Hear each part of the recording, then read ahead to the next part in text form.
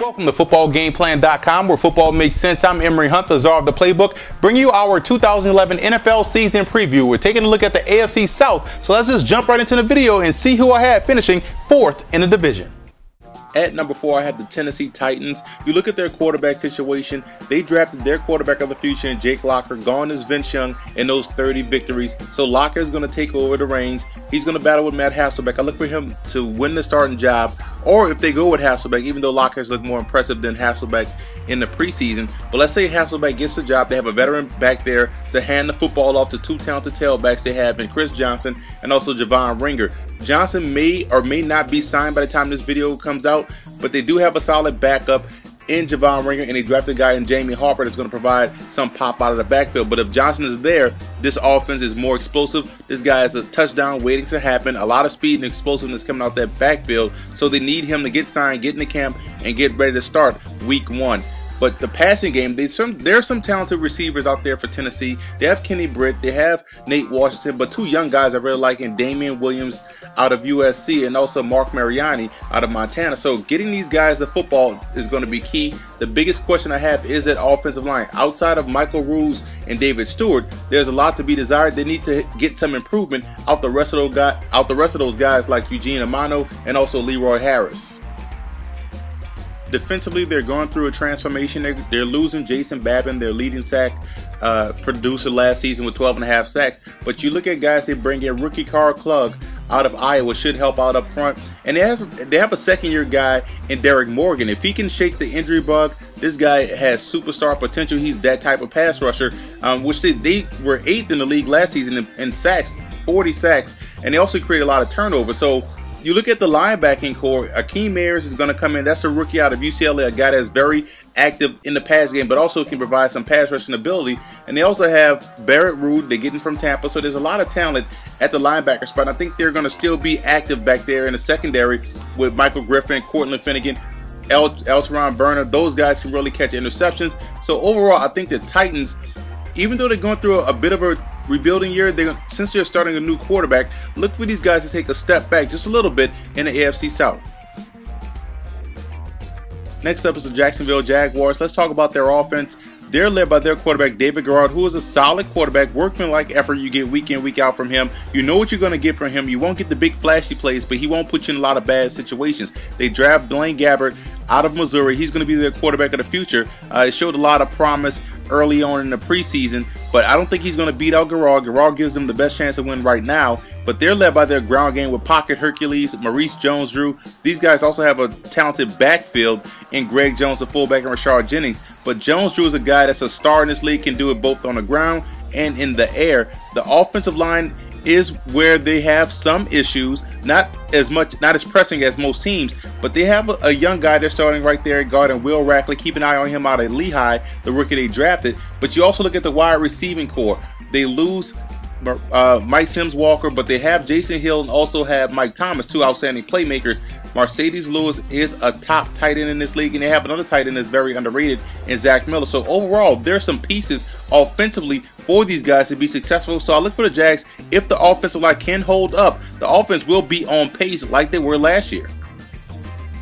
Defensively is where Jacksonville had their issues. You look at last year, they couldn't get to the quarterback, and that's a big problem that they have to solve. But you look at this year, maybe getting a healthy Aaron Campman and also bringing in Matt Roth, a guy that's a very underrated pass rusher. Team him up with Tyson Alualu that they drafted last year, who has the making of a future star in this league. So the defensive front is going to be solid. And you bring in young guys from last year, Larry Harden, Austin Lane, that have some pass rushing ability. Now the linebacking core, they bring over Paul Posluszny from the Buffalo Bills, Clinton Session.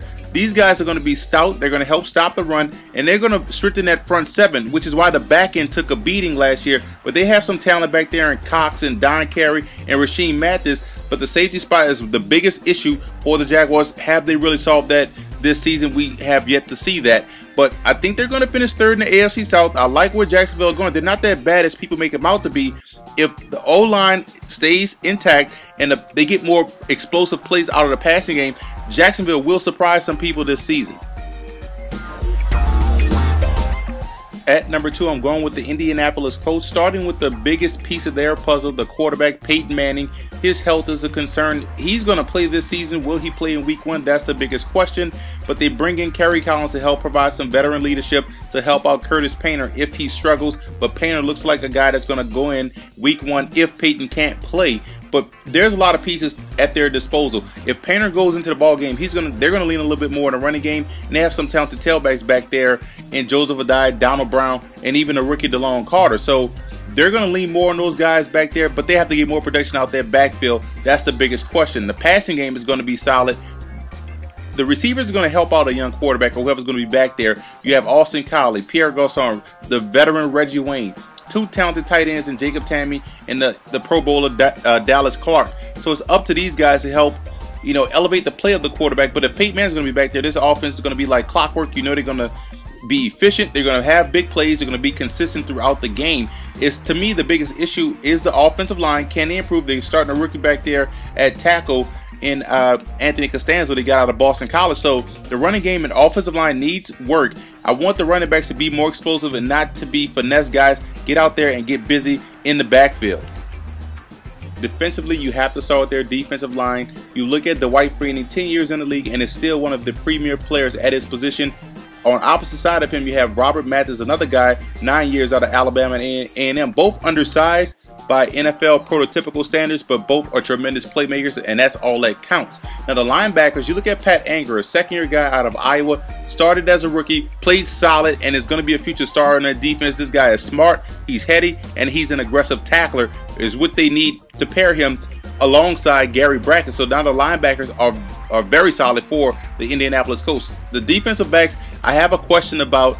Not their safeties. They're solid at the safety spot with Antoine Bethea and Melvin Bullock, 2 premier safeties. The corners are where they have the issues. That's something that has to improve if they're going to have some success. But overall, you look at the Colts. If Peyton Manning is 100% and healthy, this is a playoff team. But I think this is the year they take the step back as they mix in a little bit of youth with the experience. So look for these guys to take a step back and miss the playoffs for the first time in a long time. At number 1, I'm going with the Houston Texans. You look at their offense. Matt Schaub finally stayed healthy for 16 games. It's a big reason why he had his best year statistically. There's no doubting his talent. He just had to stay healthy, and if he stays healthy again this year, the Texans offense could be one of the best in the league. You look at the running game. They're led by Arian Foster, one of the best young backs in the league, had over 1,600 yards last year rushing. He may miss the first 3 games due to injury, but when he gets back, he's going to still be explosive, still be that breakaway threat that they had back there in the backfield. But if they miss him, they still have talent back there in Ben Tate and also Steve Slayton. So keep an eye on those guys to help shoulder the load once Foster's out. The receiving core is going to be once again solid, led by the perennial Pro Bowler and Andre Johnson. Kevin Walters, a solid veteran. There's a young guy out there in Dorian Dickerson that I'm looking to see improve in year 2. They have 3 deep at tight end: Owen Daniels, Joe Dreesen, and also Garrett Graham. So the Texans passing game is solid as well as the rest of that offense. And when you talk about their offensive line, you look at what used to be a big weakness for the Texans has now turned into a great strength. These guys all the way around are a very solid bunch of guys.